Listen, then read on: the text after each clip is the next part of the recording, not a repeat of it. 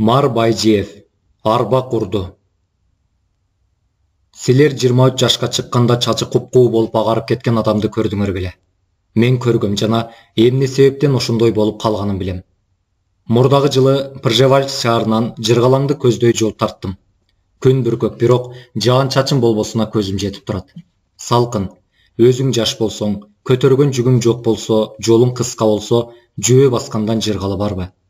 Мемиреп учу кыйрына көз жетпеген алтын деңиздей толкуган, аштыкты жиреген жол менен чегирткелердин ансамблин, асманда безеленген торгойлордун үнүн угуп, терең ойго чөмүлүп, шашпай жол жүрүп олтурган кандай ырахат. Мындай учурларда кандайдыр бир назик, укмуштуу кыялдар жүрөгүңдү лакылдатып алга, жарыкка, күндү көздөй бийик, өтө бийик алып учкансый. Бир топ баскандан кийин суунун жээгине келип эс алууга токтодум. Кичинекей көпүрөнүн жээгинде үңкүйүп бир адам олтурат. Жанында кызыл таардан тегилген куржун, фляга жана пилотка жатат. Мен жакын барганда ал саймаланган чоң жүз аарчысы менен башын сүртүп койду. Кыска, кубарган, чачы ным, тер десе керек. Мени кылчайып караган да жок.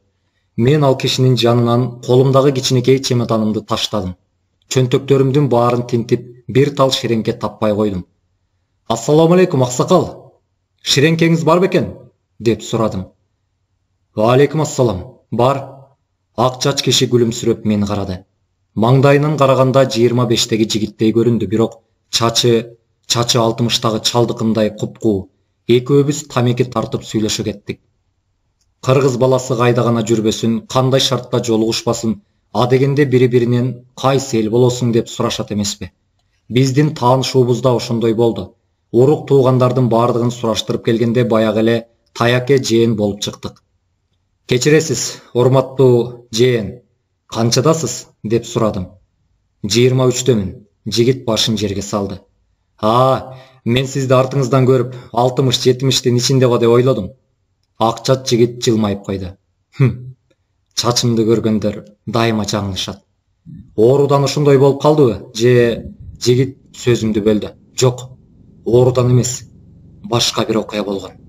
Мен абдан кызыгып калдым. Анткени мындай учурларда болгон окуянын ийне жибине дейре билмейинче жаным тынбайт. Аскерде жүргөндө бир балекет болгон го, Жок. Арба курган. Дагы мурункусундай түшүнүксүз күлүмсүрөдү. Арбак? Ооба, арбак. Кандайча? Жүрүңүз, басалы, деди жигит. Узун жолду кыскарталы, кеп салып берейин. Имаш, ак чат жигиттин аты ушундай экен. Имаш 3 жыл аскерде жүрүп, айылына келсе карган атасы белек катуу ооруп төшөктө жатыптыр. Балам, аман келдиңби? Сени көрбөй арманда кетет экенмин дедим эле. Көр оозунда турганда имашымды көрсөттү, деди кары каргылданган үн менен. Киртейген, кирпиги күбүлгөн эки көзүнүн мончоктой жаш тоголонуп, бырышкан бетин жууп, күмүш сакалынан жылтырады. Ошол түнү таңга жуук бул дүйнө менен түбөлүккө коштошту. Туш-туштан эл чогулуп, эркектер көздөрүнөн жаш чыкпаса да өкүрүп, аялдар зыңылдап кошуп, айылдын ичи ызы-чуу болду. Имаштын инеси ыйдан үнү бүтүп эси ооп жатып калды. Ысык чайга борсок чылап берип жатышат, бирок байкуш аялдын жүрөгүнө тамак кайдан батсын. Мындай чоң кайгыга кабылаарын күтпөгөн Имаш жашын төгүп, эмне кылаарын билбей ары-бери басып, мындай сөздү укту. Белектин зайыбы бетиң тыттыбы? Жок, деп жооп берди. Сураган кемпирге жашыраак келин. Ал эмнеси? Жок. Белектин баркы жок бекен? Тыттыргыла, деди чүкөдөй болгон кемпир. Муну уккан Имаш, андайыңарды койгула, деди. Бул ата бабадан калган салт? Далдайып ары-бери баспай, таяк алып өкүрбөйсүң батаңа? Же эниң экөөң асмандан түшө калдыңарбы? Туш-туштан аялдар топтолушуп, карынын сөзүн капка сал, өз салтынан баш тартпа деген керексиз сөздөрдү айтышты. Жок, энимди аягыла, деп Имаш болбой койду. Эмки балдар салт дегениңди билбейт, атаңдын арба курат, деп зиркиреди аалыккан байбиче. Бул иш айыл ичинде бир кап сөз болду. Кеп ошол эле бетин тытканда экен, өкүргөндө экен. Булардын бардыгы эски доордун калдыктары эмеспи? Кантип эле түбөлүк жашаган зайыбы өз баласы күйбөй койсун? Күйөт дегилечи, бирок аларга кайрат айтып, Соороткондун ордуна жанагындай кыл дегендерди кансыраган жарага туз сепкендей эмеспи?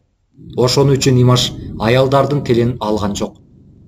Бир нече жумадан кийин Имаш атасына кичинекей эстелик салып, бак тигип, жанына жыгачтан орундук жасап койду. Эртең ашы деген күнү кызматтан кийин атасынын мүрзөсүнө гүл койду да жыгач орундукка олтуруп терең ойлорго чөмүлдү. Атасынын эркелеткендери, экөөлөп чөп чапкандары, кечинде шашпай эски комузун чертип олтуруп айткан насааттары көз алдына келип, жашын кылгыртты. Белек Раматылыктын уулу атасынын мүрзөсүнө барып Куран окубай эле кетип калат экен. Арбагын ыраазы кылбайт экен. Арбактын каргышы жаман болчу эле деген айыл ичиндеги сөздөр да эсине түштү. Айта беришет да, деп койду жигит. Жылдыздар жамынып, түн да кирип кетти. Анда-санда ыраак жерден күндүн күркүрөгөнү билинер билинбес угулуп, чагылган тоолордун чокуларын жарк эткизип коет. Кош атаке, жакшы жат. Имаш бул сөзүн айтып, ордунан туруп кетейин дегенде, этегинен бирөө тартып калды. Жигиттин жүрөгү шуу деп артын карады, бирок эч ким жок. Дагы басайын деди эле, этекти баягыдан да катуу тартты. Имаш кайра олтурду. Эч ким жок, тымтырс. Арбак деген сөз кулагына шактый түштү. Жүрөгү оозуна тыгылып, мойнунан кара тер шорголоду. Кетейин деп кыймылдаса эле этектен алат, бирок кыбыр эткен жан жок. Дүмүрөйгөн мололордун бардыгы арба курду дешип шыбырашкансыйт. Апсайган кара булуттар майда чүйдө жылдызды жутуп, так төбөгө келип салаңдап калды. Замбирек атылгандай калдыр күлдүр башталды. Чагылган жарк эткенде мололордун түбүнөн эрбеңдеп, көлөкөлөр качып, бүткүл айлана кыймылга келгенсийт. Арбак! Бул эмнеси? Же элдин айтканы чынбы? Мындай укмуштар жер үстүндө жок дечү эмес белем. Ким мени тартып турат? Арбак, бул чын экен го. Менин күнөөм барбы? Жок, мүмкүн эмес. Кетейин деп жулунат, бирок кете албайт. Айласы кеткенде, атаке, кечир атаке, кагылайын. Атадан калган салтты эч качан бузбайм. Карынын сөзүн капка салам, кечир, деп жалынды. Туш-туштан атаке кечир деп томсоргон мүрзөлөрдүн арасынан да үндөр угулгансыйт. Асманда замбиректер дүңкүлдөйт, чагылган жарк журк этет. Этегин бирөө тиштеп алгандай кое бербейт.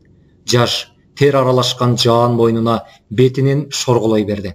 Атаке кечир, кагылайын, атаке кечир. Ошентип 1 саат турду, 2 саат турду, 3 саат турду. Көзүнө укмуштуу нерселер көрүнө баштады.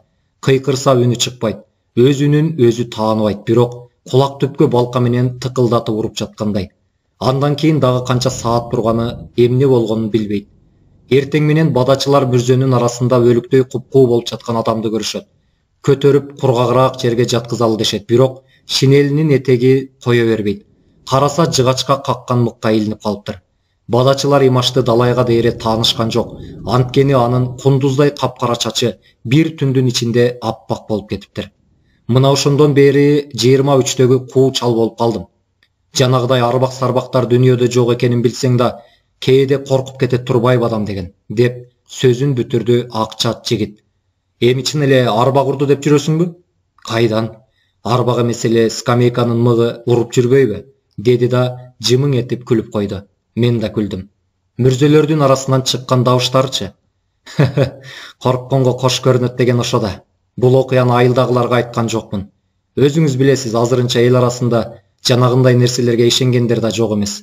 Артыкча аалыкан энем укса сөзсүз. Мына арбак этектен алыптыр дейт эмеспи? Жигит дагы күлдү. Жыргалаңдын көпүрөсүнө жеттик. Коштошуп, ал сары кол жакка, а мен болсо тепкени көздөй жол тарттык. Чыгарманын аягы.